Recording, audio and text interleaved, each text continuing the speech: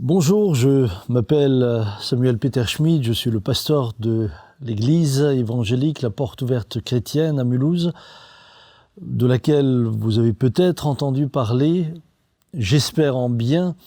Maintenant, il est fort probable que beaucoup d'entre vous en ont entendu parler dans un contexte particulier, celui qui est lié à l'apparition de cette maladie qui est arrivée de manière très brutale en France, la Covid-19.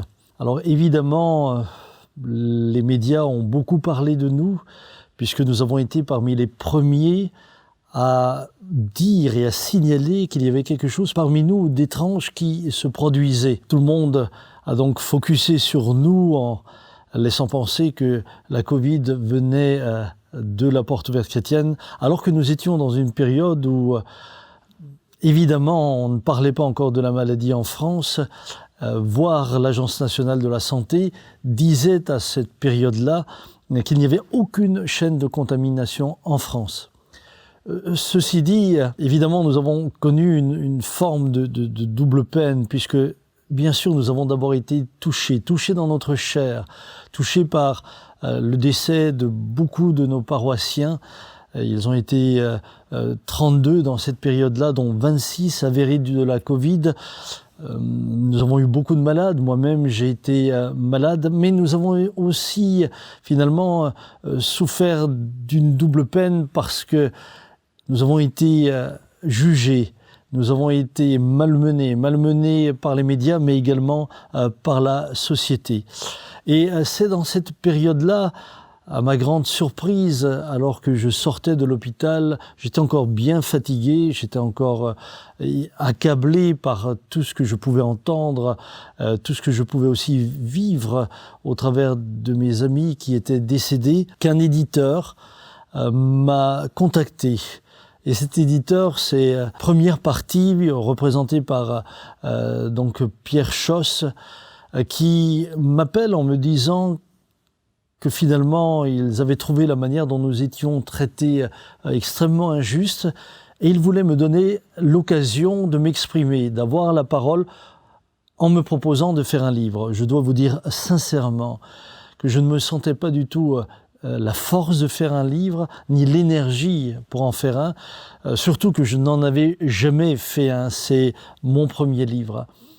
Mais il a su me convaincre, et c'est donc avec Première Partie, en coédition avec notre propre petite édition Philadelphie, que j'ai dit oui pour ce premier livre. Ce livre est un livre d'entretien que j'ai eu le privilège de faire avec un journaliste de Marianne, Kevin Boucault-Victoire, qui me posera tout au long de ce livre différentes questions, des questions très franches auxquelles j'ai essayé de répondre, auxquelles j'ai essayé de répondre avec toute la transparence nécessaire. Bien sûr, certains parmi vous se poseront la question, mais le titre du livre est un peu surprenant, La déferlante, cette crise qui a fait connaître les évangéliques. Alors pourquoi la déferlante ? Bien, tout d'abord, la déferlante parce que ça a été pour nous une déferlante que cette maladie qui s'est abattue sur nous de manière inattendue. Puis ça a été une déferlante médiatique puisque comme je l'ai dit tout à l'heure, dès que nous nous sommes signalés en tant que atteints par le corona, nous avons été médiatiquement projetés sur l'avant de la scène, et ceci non seulement en France, mais dans le monde entier, des articles dans le Washington Post, des interviews avec le journal Stern en Allemagne ou avec la BBC, etc., etc. Nous avons aussi, à cette époque-là, connu une déferlante liée à des déclarations de serviteurs de l'État ou de politiques qui nous ont pas forcément toujours bien menés. Et puis, une dernière déferlante qui a été assez difficile pour nous, pour moi, mais pour l'ensemble aussi de notre communauté, c'est une forme de haine. Une haine qui est venue au travers des réseaux dits sociaux. Et je dis bien dits sociaux parce que j'ai le sentiment que ces réseaux sont de moins en moins sociaux. une violence qui allait jusqu'à demander à ce que l'on brûle l'église, etc. Je ne rentre pas dans les détails maintenant. Donc ce livre se veut être un livre témoignage et en même temps un livre qui vous permettra de découvrir, au travers des questions posées par ce journaliste de Marianne, eh bien, vous permettra de découvrir les évangéliques. Je pense que ce livre, qui d'ailleurs est ici, que vous verrez, que vous aurez l'occasion peut-être d'avoir dans vos mains, je le souhaite, eh bien, dans ce livre, j'aborde différents sujets. Tout d'abord, au travers des questions de Kevin, ceux qui concernent cette période de pandémie, où l'on me permet aussi de donner un peu ma lecture des choses. Et puis un second chapitre qui concerne la porte ouverte, sa naissance, comment une église évangélique comme celle-ci a grandi, qu'est-ce qui s'est passé, quelle est son histoire, pour aborder un troisième chapitre qui est lié aux évangéliques. Qu'est-ce que l'évangélisme? Que croient les évangéliques? Quelle est la différence entre les évangéliques et les catholiques, etc. Je pense que c'est un livre fait de beaucoup d'informations qui pourront servir autant aux évangéliques qu'au grand public. Et lorsque je dis le grand public, je pense que ce livre peut atteindre le grand public parce qu'il y a là, au travers des questions qui m'ont été posées, de multiples réponses qui peuvent éclairer les uns et les autres. Et puis pour terminer, le dernier chapitre, c'est les évangéliques dans la société, comment se situent-ils politiquement, sont-ils une secte, quelle est leur relation avec l'argent, etc., etc. Mais la meilleure manière de découvrir tout cela, eh bien, c'est finalement de se procurer le livre et surtout de le donner à tous ceux qui se posent des questions. J'ai eu également, lors de ce livre, de belles rencontres et j'ai été honoré par le docteur Denis Mukwege qui a bien voulu me faire la préface en tant que prix Nobel de la paix.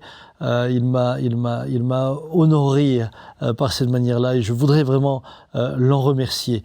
Évidemment, je termine par là. Je parle des évangéliques dans ce livre, mais je ne suis pas le porte-parole des évangéliques. C'est vraiment un témoignage personnel. Il y a là des positions aussi qui me sont propres et que j'exprime. Donc voilà, c'était important pour moi de le dire. Pour terminer, dans ce livre, il n'y a aucune amertume. Je ne veux vraiment pas régler des comptes avec quiconque ou à quiconque, mais simplement exprimer, au travers des réponses que j'ai pu donner par l'opportunité des questions qui m'ont été posées, eh bien, à ce que nous avons vécu, mais également à qui nous sommes. Qui sont les évangéliques? Il y a une méconnaissance des évangéliques en France, il y a une méconnaissance de nos racines, même de la part de certains évangéliques, une méconnaissance de l'historicité. Nos racines plongent quand même jusqu'à la Réforme, et il est important que nous revenions aussi à qui nous sommes et à nos racines. Pour terminer, je crois que ce livre est aussi un livre de témoignage. Témoignage quant à la foi, parce que pendant toute cette période, toute notre communauté, nos membres, les veufs, les veuves, des personnes qui ont été touchées, mais profondément dans leur chair, ont été malgré cela portés par la présence du Christ. C'est mon cas, alors que j'étais à l'hôpital, mais également par la suite, alors que nous étions accablés, attaqués, nous avons été portés par la présence du Christ.